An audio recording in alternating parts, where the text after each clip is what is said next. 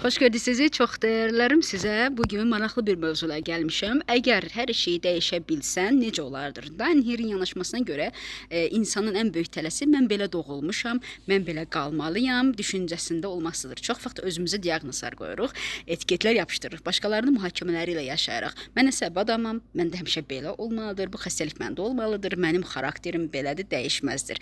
Və əslində isə bunların hamısı sadəcə bir seçim nöqtəsidir. Heç bir vəziyyət qalıcı deyil, daimi həqiqət deyildir. Dəyişmənin sirri isə əlbəttə ki, mühakiməni buraxmaqdır. Hər dəfə mən belə olmalıyam dedikdə özünü məhdudlaşdırırsan və əslində həyat daima hərəkətdədir. Sual verərək enerjini dəyişə bilərsən. Bunu Daniel Access'in yaradıcıları deyir. Başqa necə ola bilər? Bundan gözəl daha nələr mümkündür? Bundan yaxşısı mümkündürmü? Bu suallar ilə həyatına yeni qapılar aça bilərsən, enerjini seçmək lazımdır.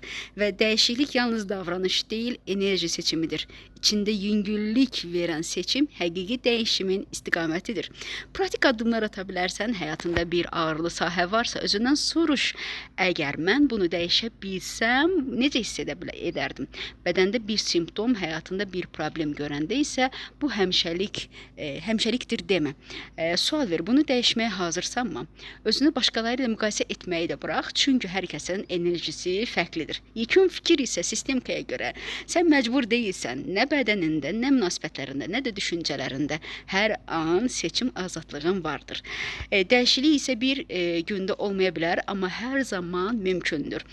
Bu mən idim sizinlə. Leyla Əliyeva, həkim endokrinoloq və şuuraltı spiritual enerji elmləri mütəxəssisi. Sizi canlı və onlayn seanslarımıza qatılmağa dəvət edirəm. Hələlik dostlar.